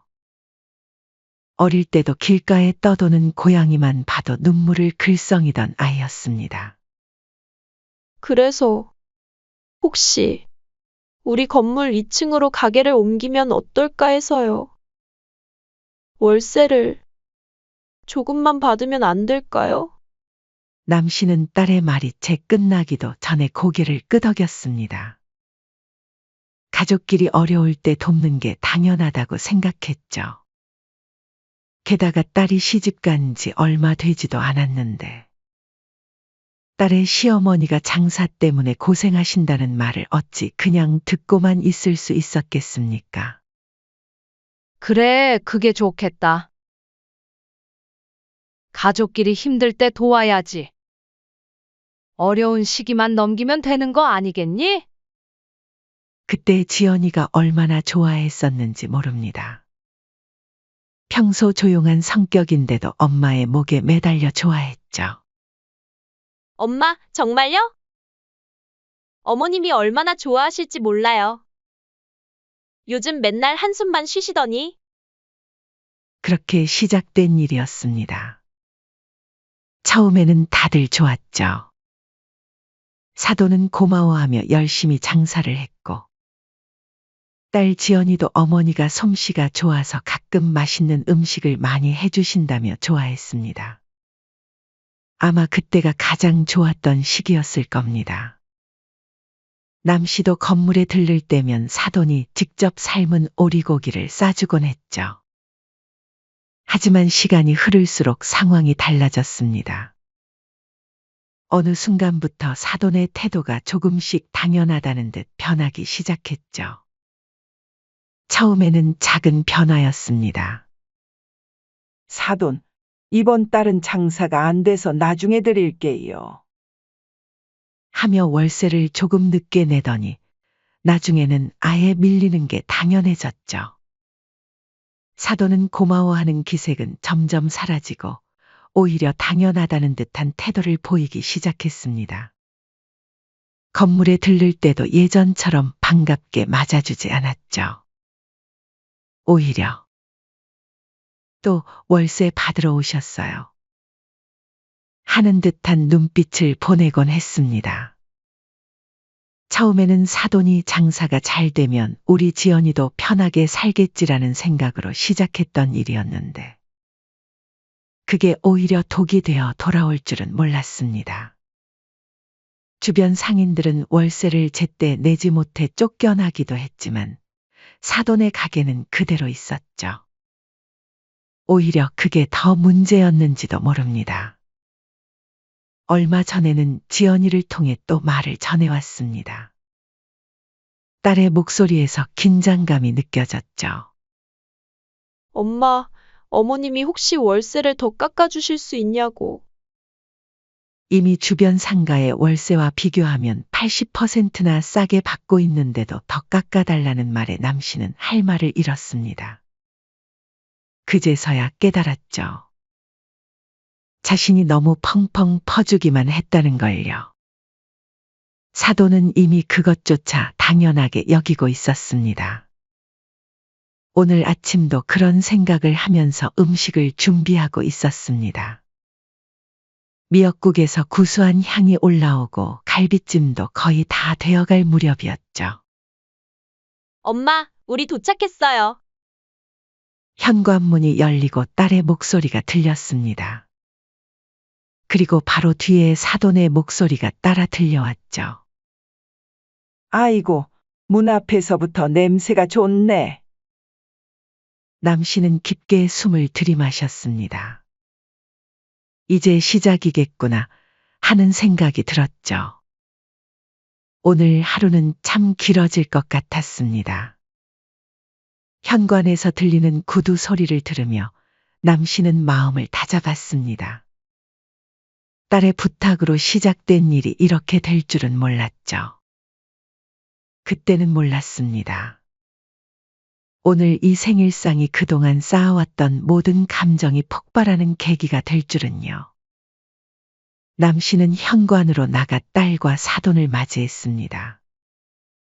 지연이가 반가운 얼굴로 안겨오는데 그 뒤로 사돈이 집 안을 이리저리 살피는 게 보였죠. 어머, 사돈 오랜만이에요.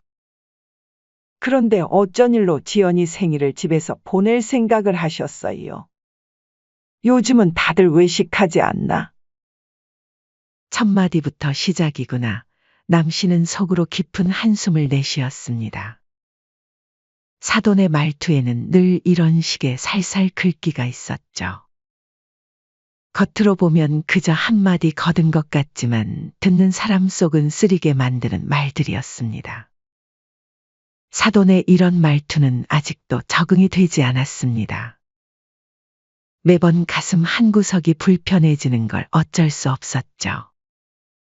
특히 오늘같이 딸의 생일에는 더욱 그랬습니다. 아니에요, 어머니. 저는 이렇게 엄마가 직접 해주시는 음식이 최고예요. 지연이가 얼른 말을 보태며 분위기를 바꾸려 했습니다. 그 모습을 보며 남씨는 마음이 아팠죠. 딸이 이렇게 양쪽 사이에서 중재하려 애쓰는 모습을 보는 게 가장 힘들었습니다. 하지만 사돈은 이미 거실로 들어서며 이것저것 살펴보고 있었죠. 남씨는 속으로 오늘 참 하루가 길겠구나 하고 이를 악물었습니다. 지연아, 커피 한 잔 타다 줄래? 난 설탕 반 스푼만 넣고 연하게 타는 게 좋아. 아, 그리고 물은 너무 뜨겁지 않게. 지난번에는 혀를 댈 뻔했잖니. 마치 자신이 이 집의 주인인 양 딸에게 심부름을 시키는 모습에 남씨는 속으로 어이가 없었지만 딸이 괜찮다며 손짓을 하자 애써 참았습니다. 그리고 지연이는 어머니의 기분을 살피면서도 시어머니의 눈치도 봐야 했기에 얼른 부엌으로 향했죠. 그 모습이 안쓰러웠던 남씨였습니다. 한편 사돈은 소파에 앉아서도 쉬지 않고 말을 이어갔습니다. 커튼이 촌스럽다느니 화분 위치가 풍수에 맞지 않다느니 말끝마다 자신의 집과 비교하며 은근히 깎아내렸죠. 아마도 자격지심이 있는 듯 보였습니다. 딸이 커피를 타서 내오자 사돈은 한 모금 마시더니 또다시 입을 열었습니다. 어우, 지연아. 우리 집에서 타주는 커피 맛이랑 다르네. 원두가 싸구려인가? 너도 알겠지만 난 원래 깊고 진한 맛을 좋아하는데 이건 좀 연하네. 사돈, 우리 집에서 쓰는 원두가 있는데 구하기 힘든 거라서 드셔보셨을라나 모르겠네요. 칭찬하는 척하면서 은근히 깎아내리는 그 말투에 남씨의 속이 부글부글 끓기 시작했습니다. 지연이의 표정이 순간 굳어지는 게 보였지만 이내 억지 미소를 지었죠. 늘 그랬듯이 말입니다. 잠시 후 남씨가 정성껏 차린 생일상이 거실 테이블에 올라갔습니다. 아침부터 준비한 갈비찜은 윤기가 자르르 흐르고 잡채는 당면 하나하나가 살아있는 듯 했죠. 전과 미역국, 밑반찬까지 푸짐하게 차려진 상을 보더니 사돈은 이번에도 어김없이 칭찬과 트집을 동시에 잡아냈습니다. 어머, 이렇게 다 직접 하셨어요. 이거 잡채도 직접 하셨구나? 저는 보통 표고버섯을 더 넣는데 색감도 좀 더 화려하게 하면 좋을 것 같아요. 당근은 좀 더 가늘게 썰고 오이는 채 썰 때 씨를 빼고. 이쁘면 좋으니까요. 음식은 눈으로도 먹는다잖아요. 미역국도 저는 국을 조금 더 짜게 먹는 편인데 사돈은 싱겁게 드시나 봐요. 건강엔 그게 좋긴 한데 너무 싱거우면 맛이 없잖아요. 이뿐만이 아니었죠. 지연이가 잡채 맛을 보려고 수저를 들자 사돈이 또다시 한마디를 보탰습니다. 지연아, 남편 숟가락 먼저 올려줘야지. 여자가 내조를 잘해야 남편한테 사랑받지. 안 그러니? 사돈은 거기서 그치지 않고 말을 덧붙였습니다. 아이고 사돈, 지연이 정말 귀하게 키우셨나 봐요. 이런 것도 모르고. 우리 때는 시집 오기 전에 이런 거 다 배웠는데. 대체 어느 시대에서 살다 오신 거예요? 지금은 2025년입니다. 쓸데없는 소리 마시고 어서 드시죠. 쓸데없는 소리라니요. 은근히 비꼬는 말투에 남씨의 손끝이 파르르 떨렸습니다. 귀하게 키웠다는 말 속에 담긴 의미를 모르는 게 아니었죠. 너무 귀하게 키워서 눈치가 없다는 뜻이 분명했습니다. 식사가 이어지는 동안에도 사돈의 입에서는 끊임없이 잔소리가 이어졌습니다. 음식 하나하나에 대해 이러쿵저러쿵 평가하고 자신의 방식이 더 낫다는 걸 강조하느라 정작 식사를 제대로 하지도 못했죠. 남씨는 젓가락을 든 손에 힘이 들어가는 걸 느꼈습니다. 오랫동안 참아왔던 모든 순간들이 주마등처럼 스쳐 지나갔죠. 처음에는 그저 며느리를 향한 걱정에서 비롯된 말들이라 생각했습니다. 하지만 시간이 지날수록 그게 아니란 걸 알게 됐죠. 단순한 걱정이 아닌 은근한 공격이었다는 것을요. 어머니, 케이크 드셔보세요. 제가 좋아하는 가게 건데. 지연이가 긴장된 분위기를 풀어보려 케이크를 권했지만 사돈은 그마저도 놓치지 않았습니다. 요즘 애들은 다 이런 비싼 케이크만 좋아하지. 우리 때는 그냥 수제 케이크로도 충분했는데. 사치스러워졌어, 다들. 그게 다 남편 등골 빼먹는 건지 모른다니까? 남씨는 그 순간 더는 참기 힘들다는 걸 느꼈습니다. 이제는 터질 것 같았죠. 생일상에서조차 딸을 편하게 해주지 않는 사돈을 보며 그동안 지연이가 얼마나 힘들었을지 가슴이 아려왔습니다. 그 순간 사돈이 갈비찜을 집어들며 또 한마디를 했습니다. 이거 고기 양념은 좀 더 진했으면 했을 텐데. 우리 집은 항상 간을 세게 해서 손님들이 맛있다고 그렇게 칭찬한답니다. 사돈, 솔직히 이거 몇 번 안 해보셨죠? 그때였습니다. 남씨는 조용히 숟가락을 내려놓고 사돈을 바라봤습니다. 더는 참을 수 없다는 생각이 들었죠. 사돈, 참 대단하시네요. 네? 왜 갑자기? 지금 내 앞에서도 이렇게 무례하신데 우리 지연이가 시댁에서 어떤 대접을 받았을지 뻔히 보이네요. 순간 사돈의 얼굴이 굳어졌습니다. 지연이와 사위도 놀란 듯 숟가락질을 멈췄죠. 식탁 위로 무거운 정적이 내려앉았습니다. 아니, 갑자기 무슨 말이에요? 내가 며느리한테 얼마나 잘해줬는데. 나만큼 잘하는 사람이 어디 있다고 그래요? 밥 한 끼 제대로 못하는 애를 데려다가 이만큼이나 가르쳐서 사람 만들었는데. 뭐라고요? 잘해주셨다고요? 남 씨의 목소리가 한 톤 높아졌습니다. 그럼요. 맨 처음에 지연이가 시집 왔을 때 얼마나 미숙했는데요. 저라서 참은 거지 다른 사람이었으면 큰일 났어요. 사돈은 마치 자신이 대단한 은혜라도 베풀어 준 것처럼 목소리를 높였습니다. 남 씨는 헛웃음이 나왔습니다. 참았다고요? 대체 누가 참은 건데요? 월세도 제대로 못 내는 사돈한테 한마디도 안 한 제가 참은 거죠. 사돈의 얼굴이 순간 붉어졌습니다.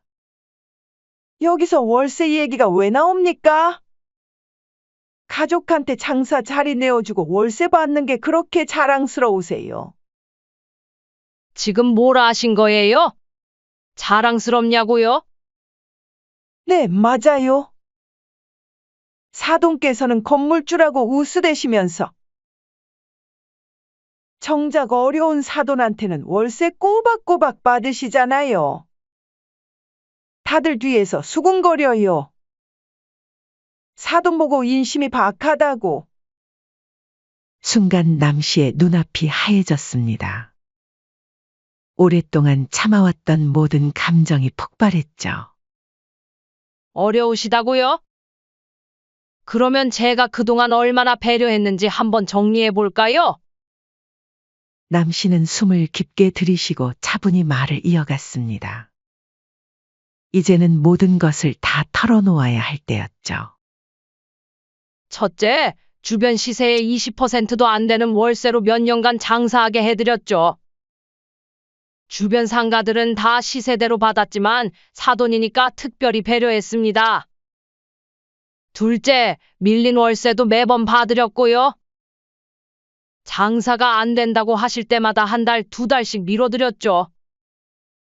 셋째, 건물 보수공사도 제가 다 했습니다. 다른 세입자들은 자기 돈으로 수리하는데 사돈은 매번 제가 해드렸죠. 사돈이 말을 끊으려 했지만 남 씨는 멈추지 않았습니다. 거기다 지연이가 매번 시댁 일 도와준 것도 모자라서 명절 때마다 음식 준비해 손님 접대해 우리 딸을 그냥 종처럼 부려먹으셨죠. 제가 그동안 딸이 말려서 참은 거지 저도 할 말 많습니다. 아니, 그게 무슨... 남 씨의 목소리가 떨렸습니다. 그동안 딸에게 해주지 못한 말들이 한꺼번에 쏟아져 나왔죠. 그리고 장사가 안 돼서 월세 밀렸다고요? 장사가 잘 될 때는 주신 것처럼 말씀하시네요? 지연이가 고개를 숙였습니다. 그동안 말하지 못했던 현실이 하나둘 드러나는 게 부끄러웠던 걸까요? 그리고 이제는 월세마저 더 깎아달라고 하시더라고요? 정말 염치 없다는 생각밖에 안 들더라고요. 이제부터는 확실히 하고 싶어요. 더 이상 우리 딸이 눈치 보면서 참고만 살게 하고 싶지 않아요. 남 씨는 휴대폰을 꺼내며 말했습니다.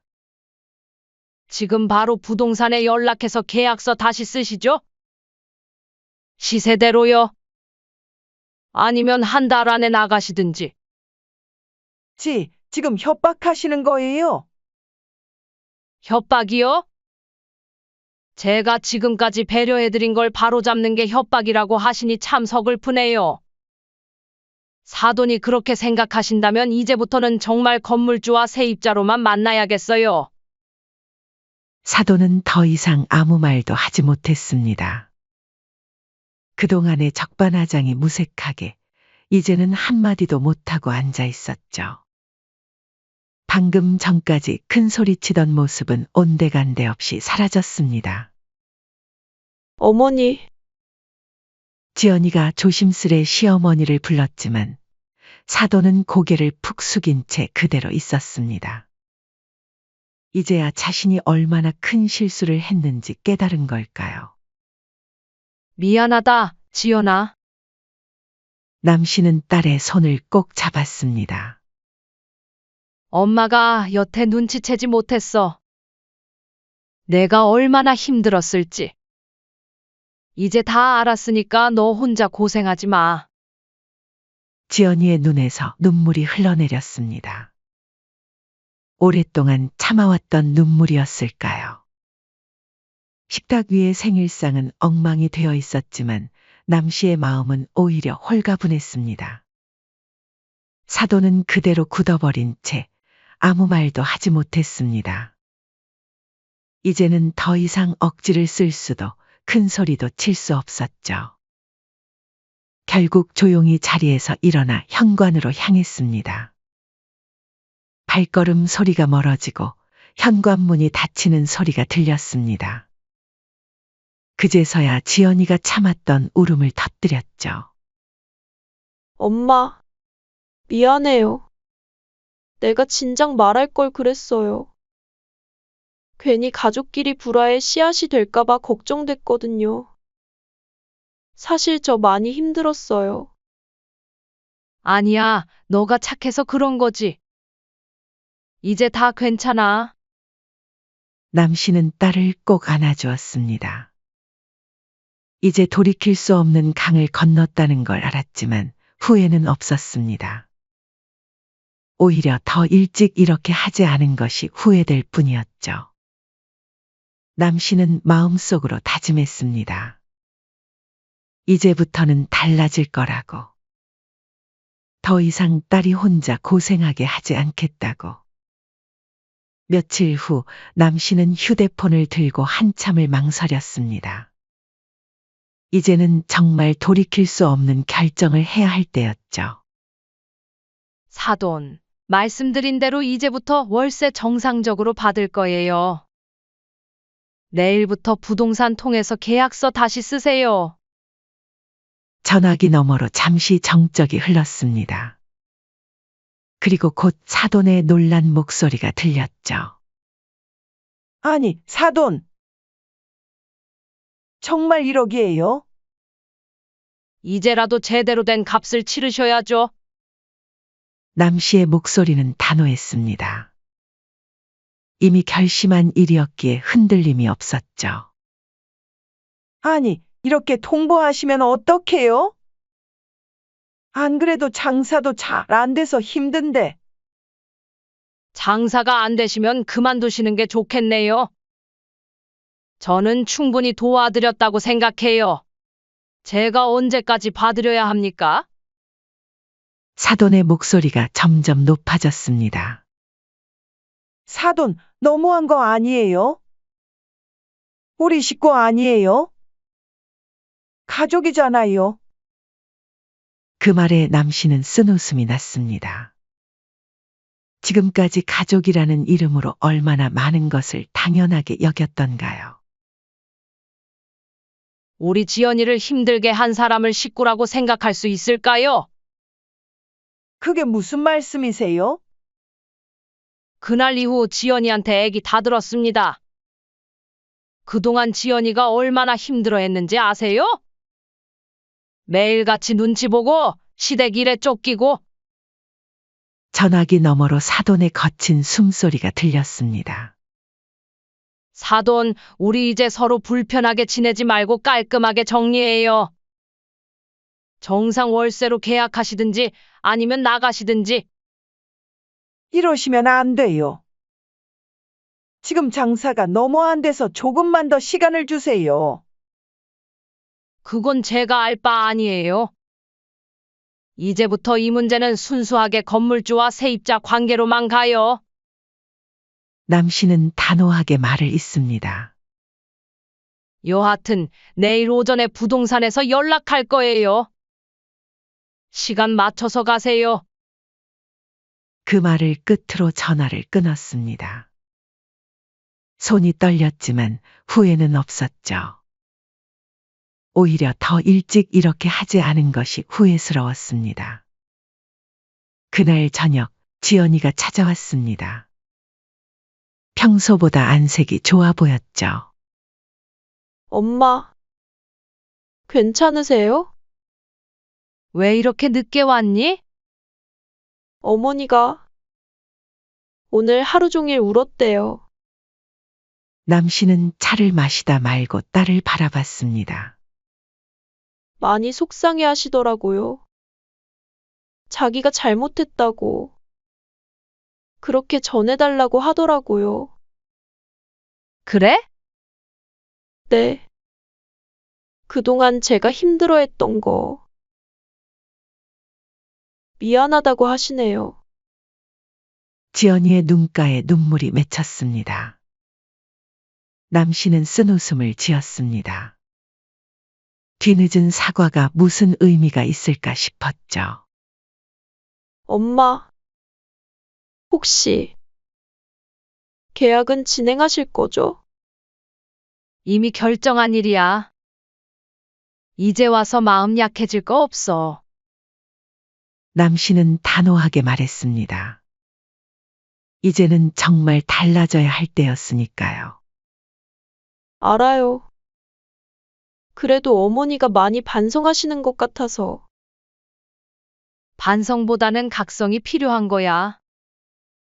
이제라도 제대로 된 관계를 만들어야지. 그리고 너도 너무 무르게 행동하지 말거라. 똑 부러지게 행동해야 무시 안 당하지. 그때 지연이의 휴대폰이 울렸습니다. 안사돈이었죠. 어머니가 내일 엄마 만나고 싶다고 하세요. 직접 사과드리고 싶다고. 남씨는 잠시 생각에 잠겼습니다. 그리고 천천히 입을 열었죠. 좋아. 만나자고 해. 하지만 월세 건은 변함없어. 다음 날 카페에서 사돈을 만났습니다. 평소에 당당하던 모습은 온데간데 없이 사라져 있었죠. 사돈. 제가 잘못했습니다. 처음으로 사돈이 고개를 숙였습니다. 이제 와서 몰려. 정말 죄송합니다. 제가 너무 이기적이었네요. 지연이한테도, 사돈한테도. 이제야 그걸 아시네요. 지연이가 얼마나 힘들어 했는지. 이제야 알겠어요. 제가 너무 당연하게 생각했나 봐요. 남씨는 사돈을 물끄러미 바라봤습니다. 앞으로는 어떻게 하실 건가요? 정상 월세. 당연히 내야죠. 그동안 너무 많은 걸 받기만 했네요. 그것만이 아니에요. 네? 우리 지연이. 이제는 그만 고생시키세요. 그런 일이 있고 나서도 사돈 걱정을 하는 애입니다. 우리 딸 아니었으면 애초에 사돈께 이런 배려하지도 않았어요. 사돈의 눈에서 눈물이 흘러내렸습니다. 이제부터는 정말 그런 일 없을 겁니다. 남씨는 깊은 한숨을 내쉬었습니다. 말씀만으로는 안 돼요. 행동으로 보여주셔야죠. 네. 앞으로 지연이한테 잘할게요. 진짜로요. 그렇게 두 사람의 대화는 끝이 났습니다. 남씨는 집으로 돌아오는 길에 문득 하늘을 올려다봤습니다. 구름 한 점 없이 맑은 하늘이 펼쳐져 있었죠.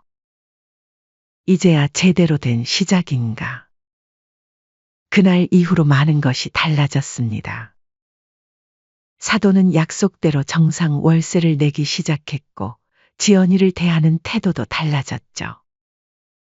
무엇보다 가장 큰 변화는 지연이의 표정이었습니다. 엄마, 요즘 어머니가 정말 많이 달라지셨어요. 어느 날 지연이가 활짝 웃으며 말했습니다. 그래? 잘 됐구나. 네, 이제는 제 의견도 존중해 주시고, 쉬는 것도 배려해 주시고. 남씨는 딸의 밝아진 얼굴을 보며 생각했습니다. 가끔은 관계의 단단한 매듭을 풀기 위해 강한 결단이 필요한 법이라고. 그리고 그것이 결국 모두를 위한 길이 될 수도 있다고 말이죠. 이제 남씨는 알았습니다. 진정한 가족이란 서로를 이용하는 것이 아닌 존중하는 것에서 시작된다는 것을. 그리고 그 존중은 때로는 단호한 결단에서 비롯될 수 있다는 것도 말이죠.